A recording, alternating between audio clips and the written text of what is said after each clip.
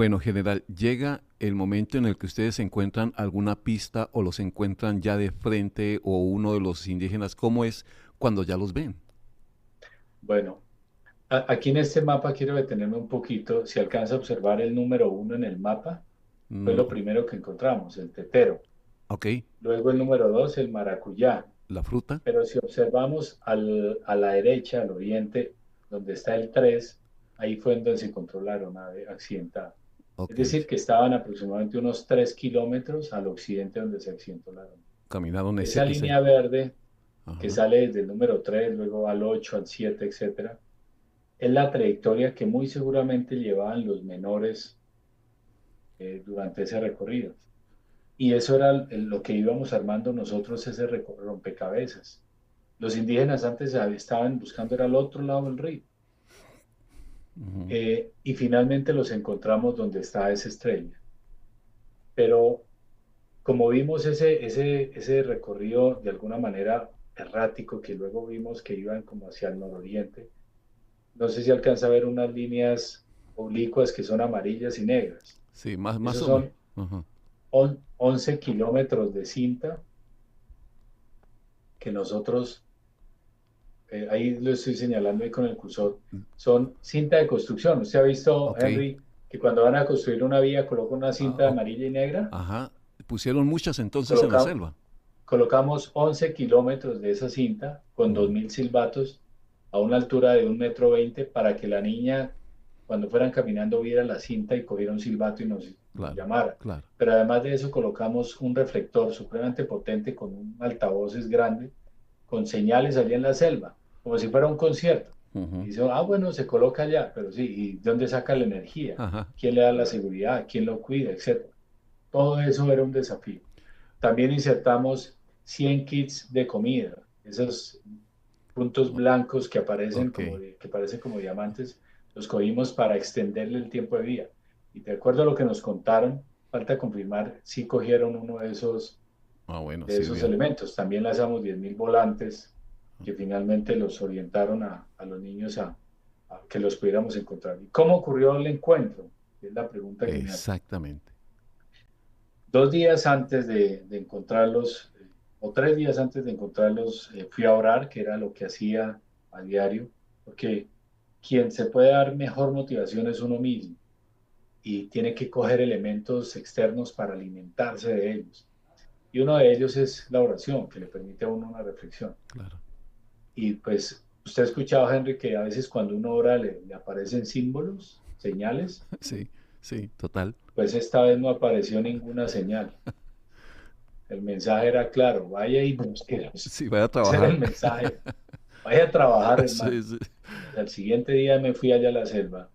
Pedimos permiso a la madre selva para buscar a los menores y encontrarlos. Y ya un día antes de encontrarlos, dije, vamos a cambiar todo el batallón, a meter hombres nuevos, vamos a traer otro batallón de fuerzas especiales del Ujú. Pacífico para que ayuden a buscar y encontremos estos menores. Eh, yo había leído que una familia duró 32 días en la selva, otro piloto 35 días. Hablé con brasileros, me dijeron que podían durar 40 días, es decir, había algo de posibilidad y por eso manteníamos el Claro. 100% de fe. Además de que teníamos los indicios de que Ujú. estaban vivos, pero yo decía, Dios mío, se nos van a morir en nuestras manos.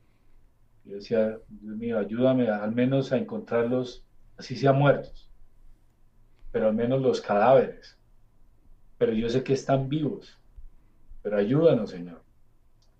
Esa noche, esa tarde salí de la selva y esa noche se tomaron el yagé, que es una bebida que produce de alguna manera alucinaciones o ilusiones o visiones, como lo queramos llamar.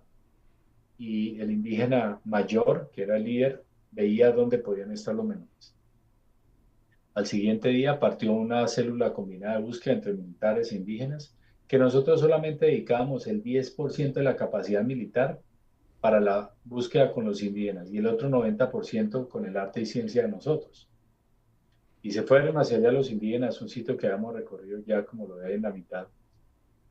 Y los 4 indígenas corrieron la milla extra, fueron un poco más allá, encontraron una tortuga y la amenazaron. Eliezer le dijo, o me entrega a los niños o me le como el hígado.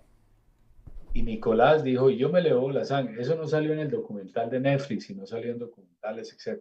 Pero fue así, o sea, le estoy contando como yo. Y amarraron la tortuga, comenzaron a caminar y escucharon metros más adelante y minutos más tarde a la niña Cristín llorando. Llegaron allá, los encontraron a los cuatro, hicieron un ritual con tabaco, comenzaron a cargarlos, a llevarlos a donde estaban los militares sintieron el olor a tabaco, se encontraron con ellos y era Total, un milagro lo que habíamos encontrado. total. Pero a los indígenas se les había olvidado soltar la tortuga que habían amarrado para encontrar a los menores. Ajá. Inmediatamente se volvieron, la soltaron, etcétera, y ya vino todo un protocolo para extraer a los menores que otra vez esa, ese, esa divergencia que es necesario solucionar, porque la preocupación era sacarlos lo más rápido de la selva, pero Obviamente. los indígenas nos pidieron hacerle un ritual allá en la selva y moverlos de ahí donde los encontramos al helipuerto. Si ve ahí en el Ujú. mapa, una H dice helipuerto al oriente, es decir, a Sí, unos 6 pero kilómetros de general, Tuxtla. perdón, no se me vaya tan rápido. En un segundo. Porque obviamente encontrar a los niños ese es el gran acontecimiento. Es decir, cuando dicen ellos están ahí. Cuando usted recibe la comunicación de quién y le dice, general, los niños están vivos y los tenemos. ¿Cómo pasa eso y cómo lo vive usted? Ese día, nuestra unidad había tenido dos combates fuertes contra el Clan del Golfo, un grupo narcotraficante que delinque aquí en la zona. Y habíamos capturado a un criminal muy importante y también habíamos tenido un herido. Lo menciono porque no era lo único que estábamos haciendo nosotros, o sea, teníamos más operaciones especiales. Estaba en la oficina revisando un tema de memoria histórica cuando llegó el general George William Cotto Muñoz, que era el comandante de la división de Fuerzas Especiales de 2.500 hombres de Fuerzas Especiales del Ejército. En total somos 3.500 hombres de esa unidad que apenas es el 0.8% de lo que es las fuerzas militares. Y me dijo, me sacó prácticamente de la oficina y me dijo, milagro, milagro, milagro. Nosotros a cada operación le metemos, le colocamos una clave para que nadie se entere qué es lo que queremos decir. Y le pregunté con algo de temor, ¿y cómo están? Y me dijo, ¿están vivos? Y yo, no puede ser. O sea, sentí un alivio en el hombro demasiado grande, algo es buscado, pero de alguna manera un milagro. Y lo abracé inmediatamente, corrí de un tercer piso, bajamos rápido al primer piso, donde tenemos todos los centros de mando y control, nos conectamos con ellos satelitalmente a confirmar, y dije que me mande ya una fotografía para confirmar que sí están vivos. Y me mandaron la fotografía, ya informé a mi comandante, mi general Giraldo, y él al señor presidente de la República que venía de un vuelo de Cuba. Estaba aterrizando o próximo a aterrizar en Bogotá. Y pues era una alegría inmensa que es difícil para mí describirla. Todo tipo de sentimientos. Se me fue la angustia, se me fue la incertidumbre, solo había alivio y alegría en el corazón. Y ya el foco era simplemente rescatar a los menores, Ujú. rescatar a los menores. Claro, comenzó todo el mundo a preguntar, y ese es uno de los trabajos que hace uno como comandante, que es atender la visita mientras sus empleados trabajan. Tenía que ir comunicando qué íbamos haciendo, etcétera, y eso fue un júbilo enorme. Claro. Días después me enteré, o más bien comencé a percibir y a entender la magnitud de lo que habíamos logrado. Eh, Diferentes lecciones, diferentes aprendizajes para muchas personas, para el mundo, para la sociedad, para nuestro amado país Colombia, donde la unión, donde el respeto, de alguna manera la humildad, que la humildad no es pobreza, porque el Sí. antónimo de humildad no es riqueza, más bien soberbia, es de reconocer que alguien le puede ayudar y que todos podemos lograr lo que nos propongamos y trabajamos en conjunto. Porque, claro, Ya. el qué es muy fácil, Ajá. el cómo es el difícil, Claro. pues Y entendimos el impacto tan grande.